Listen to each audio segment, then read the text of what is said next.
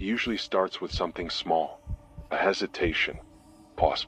Maybe you don't even notice it at first. Your dog follows you through every room like always, tail swishing, eyes bright, just happy to be near you. But then one evening you step into the hallway and he doesn't follow. You keep walking thinking nothing of it, but then you look back. He's sitting there, still, head lowered, ears stiff. His body doesn't move, but his eyes do, locked on the room you just passed through. You call his name. He doesn't budge. Not out of stubbornness, not out of fear, but something else. A kind of quiet resistance you don't understand yet. So you laugh it off, maybe toss him a treat and try to coax him in. But he doesn't take it. He just stares at the doorway like it's no longer part of your house. Like something has drawn a line there and only he can see it. That's what happened to me.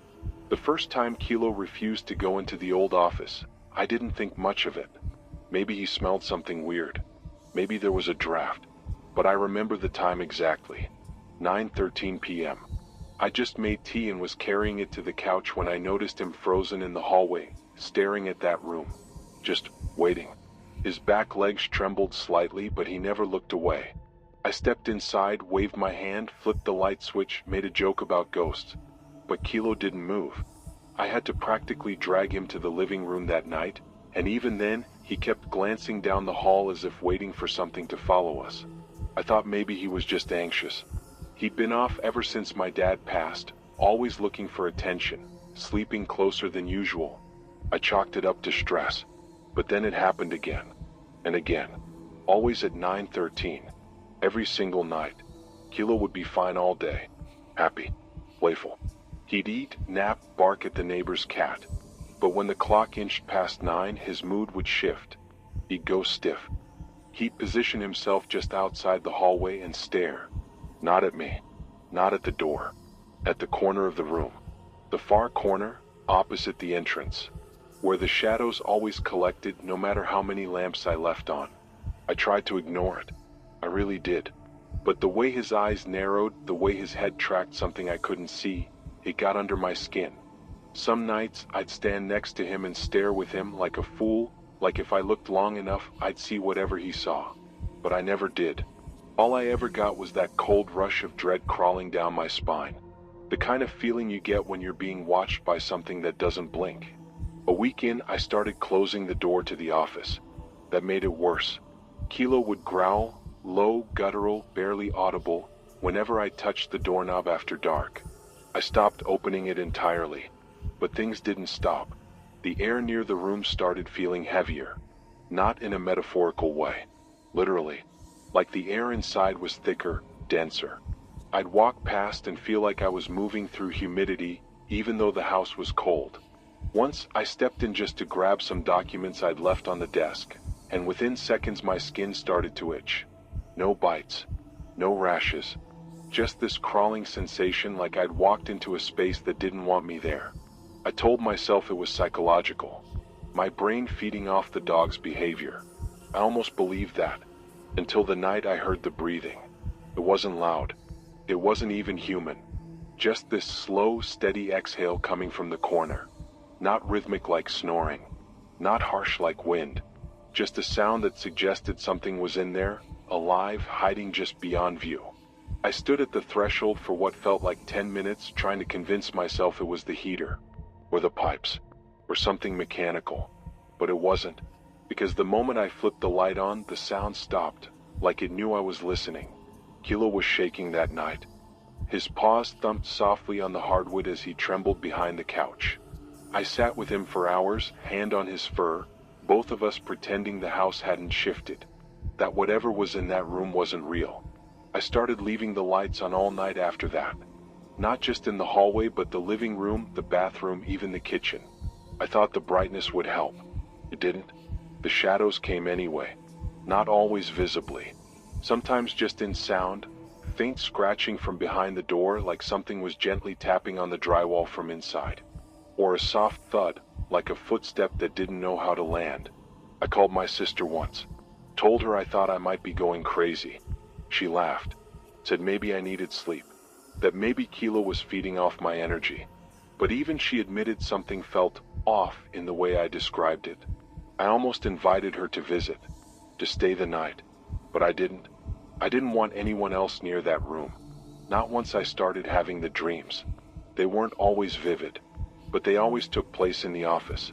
I'd be standing in the corner, facing the wall, while something whispered behind me. Not words, just breath.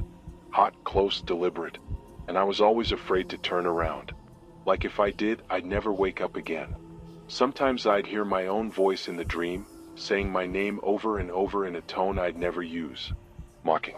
Curious. Hollow. Kilo started sleeping in the bathtub. That's when I knew it was real. Dogs don't hide without a reason. They don't shake for no reason. And they definitely don't abandon their favorite sleeping spots unless something has taught them fear.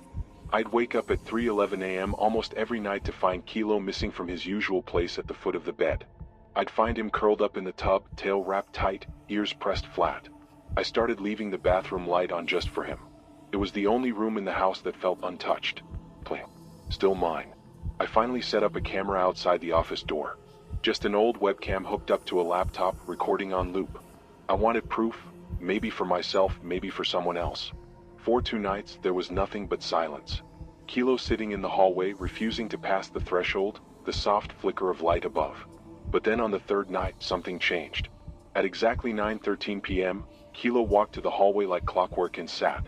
But this time he growled, not just a warning growl, but a low, rumbling snarl that grew louder with each second. He didn't move. He didn't blink.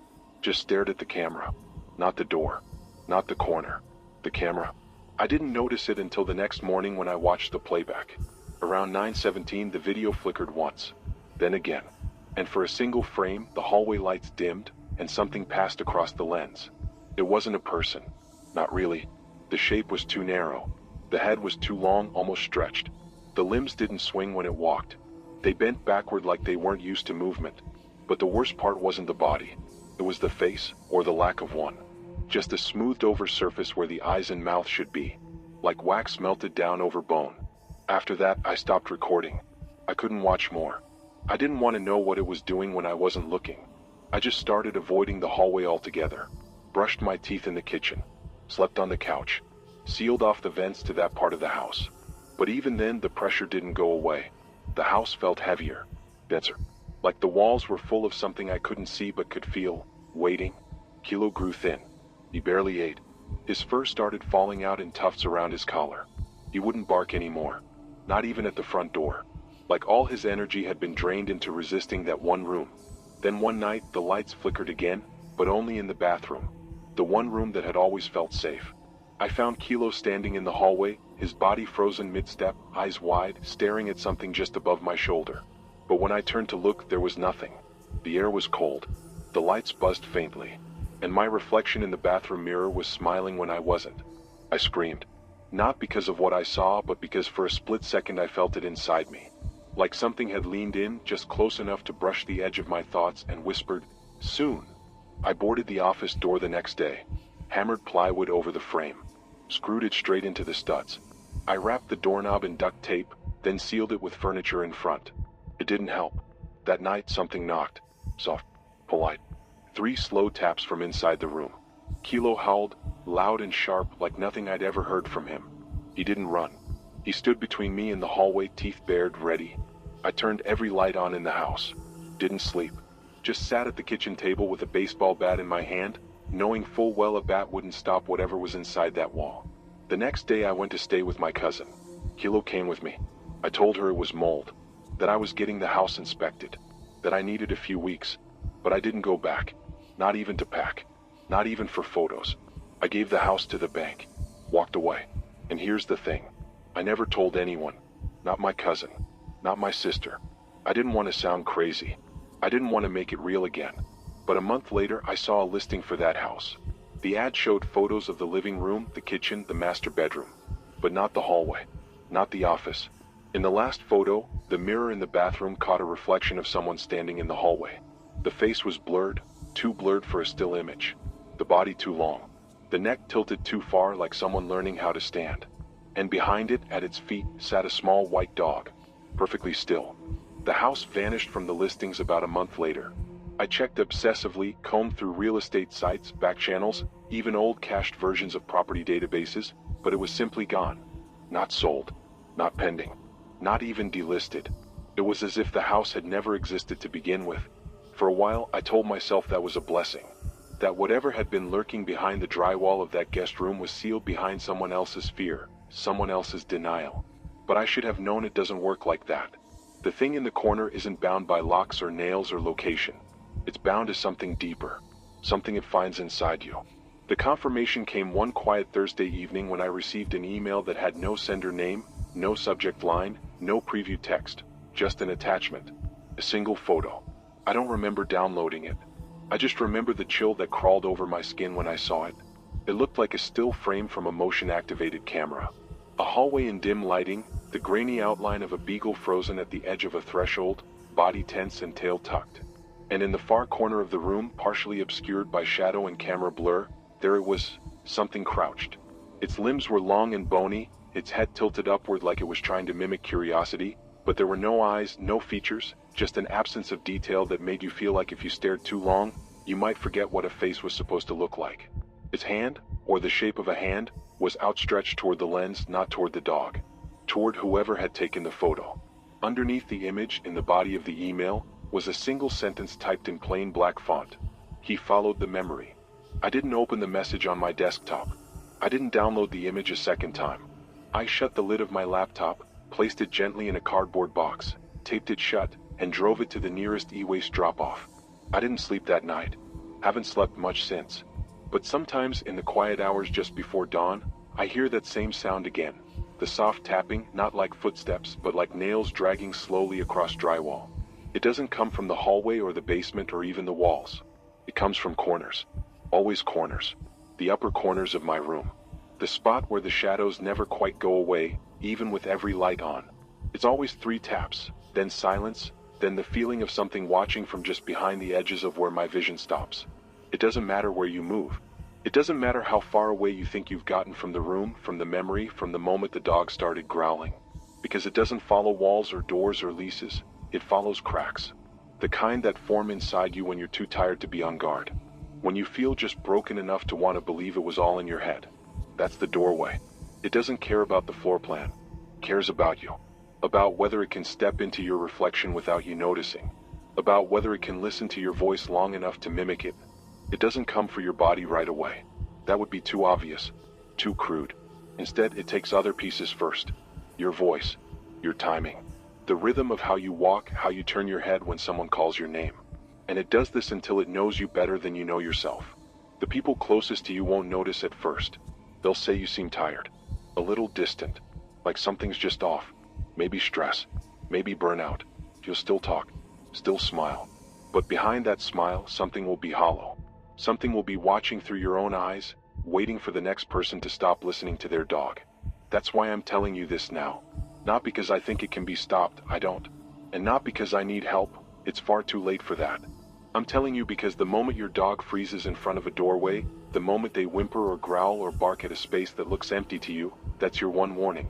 That's the last chance you get before something sees you back. If your dog refuses to enter the room, seal it. Don't investigate. Don't rationalize. Don't place a camera to prove a point. Because it doesn't want to be proven. It wants to be welcomed. It wants you to forget the moment mattered. If you do see it, if your eyes meet the empty place it pretends is a face, it will remember you, will know your name. It will start practicing in silence. And eventually, it will step forward just far enough that your reflection forgets to wait for you. So when your dog backs away from you for the first time, tail down, ears flattened not from fear but from confusion, that's when you'll know it already happened. You weren't paying attention. And the thing in the corner has already learned how to wear your skin.